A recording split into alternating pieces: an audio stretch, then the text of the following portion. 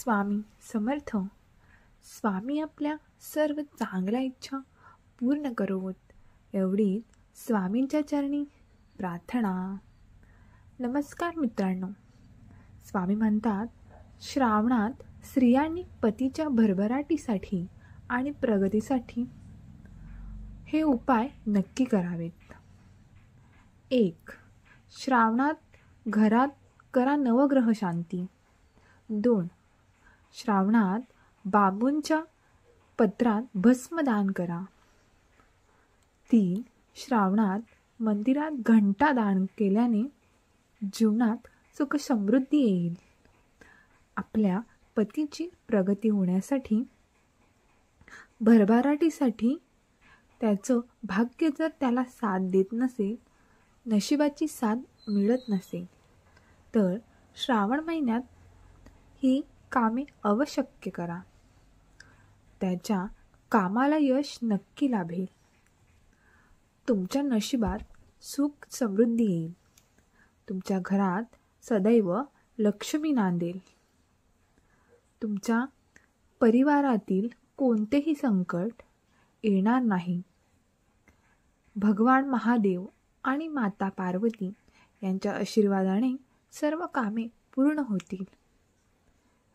एका भांड्यात पाणी घ्या आणि त्यात काळे तीळ मिसळा.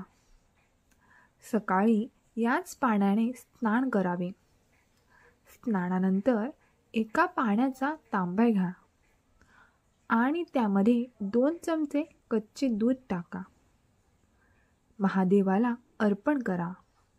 शिवलिंगाला जळ अर्पण करताना श्री शिवाय नमस्तुभ्यम या मंत्राचा जप करा.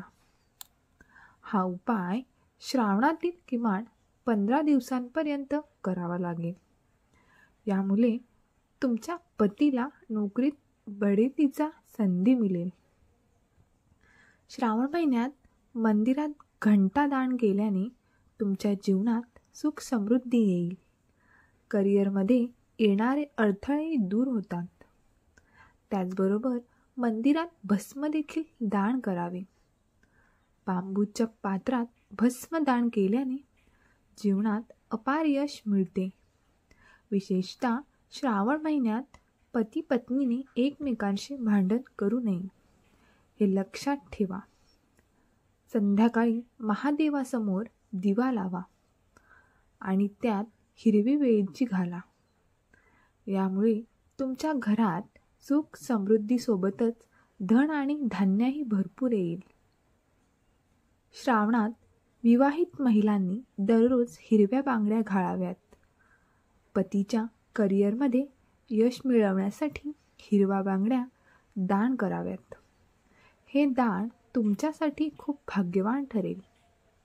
यासोबतच तुम्ही देवी पार्वतीला हिरव्या बांगड्या अर्पण केल्यास तुमच्या पतीला विशेष फायदा होईल.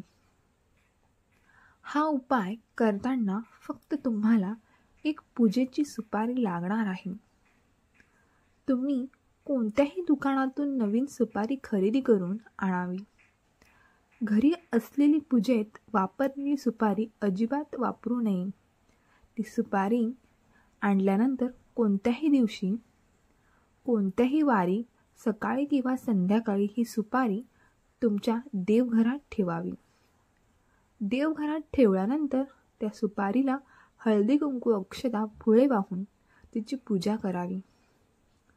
अगरबत्ती दिवा ओवाळावा. त्यानंतर सुपारीच्या समोर बघत तुम्हाला एक मंत्र बोलायचा आहे. तो मंत्र असा: ओम नमो भगवते वासुदेवाय नमः. तुम्हाला हा मंत्र 21 वेळा बोलायचा आहे. मंत्र बोलून झाल्यानंतर ती सुपारी उचलायची आहे आणि त्यानंतर एखाद्या सफेद रंगाच्या कपड्यामध्ये ती सुपारी बांधायची आहे.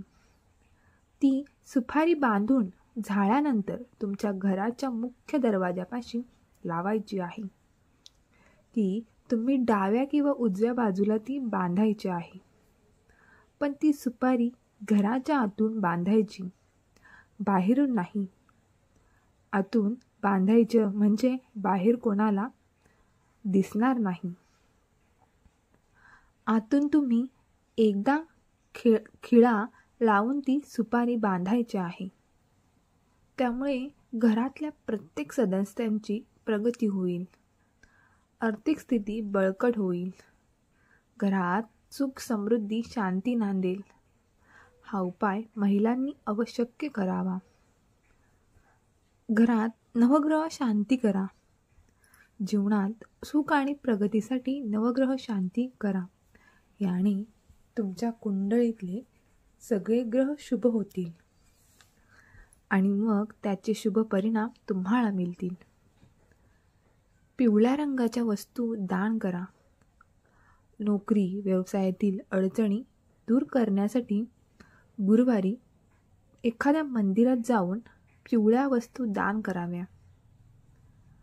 उदाहरणार्थ खाद्यपदार्थ, फळे इत्यादी. व्हिडिओ आवडल्यास नक्की लाईक करा. आपल्या चॅनलला सबस्क्राईब केलं नसेल तर जरूर सबस्क्राईब करा. श्री स्वामी समर्थ. जय जय स्वामी समर्थ.